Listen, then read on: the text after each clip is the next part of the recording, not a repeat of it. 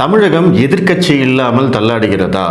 இங்க 4 வருடமாக எதிர்க்கட்சியாக செயல்பட்டவர் யாரு அப்படின்னா அண்ணாமலை அவர்கள் தலைவர் பதவியிலிருந்து விலகினதுக்கு அப்புறமா அவர் ஆக்டிவ் பாலிடிக்ஸ் அவர் பண்றதில்லை. நம்ம இதை பத்தி ஏற்கனவே பேசியிருக்கோம். என்னுடைய வீடியோவை பார்த்தவங்களுக்கு இந்த ஆக்டிவ் பாலிடிக்ஸ் அப்படிங்கிற அந்த வார்த்தை புதுசு கிடையாது.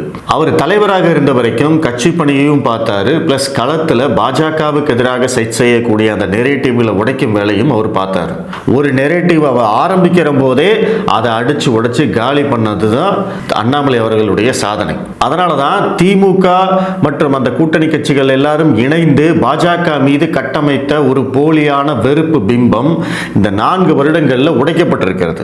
மோடி வெறுப்பு அப்படிங்கிறது கிட்டத்தட்ட 0 அப்படிங்கிற நிலைமைக்கு போயிருக்கு. திமுக அந்த கூட்டணி கட்சிகள் அதனுடைய ஆதரவாளர்கள் தான் மோடியை வெறுக்கிறாங்களே தவிர சாதாரண பொதுஜனத்திடம் இருந்த அந்த மோடி வெறுப்பு அப்படிங்கிறத கிட்டத்தட்ட 0 பண்ணியிருக்காரு, நியூட்ரலைஸ் பண்ணியிருக்காரு. அதற்கு காரணம் என்னன்னா, ஒவ்வொரு முறையும் இங்கே தமிழகத்திலிருந்து திமுகவினரால், காங்கிரஸால் அல்லது மற்ற கூட்டணி கட்சியினரால் மோடி மீது, பாஜக அரசு மீது பரப்பப்படும் ஒரு பொய்யை அதனுடைய ஆரம்பத்திலேயே தலையில் அடிச்சு உடைச்சிடுறாரு.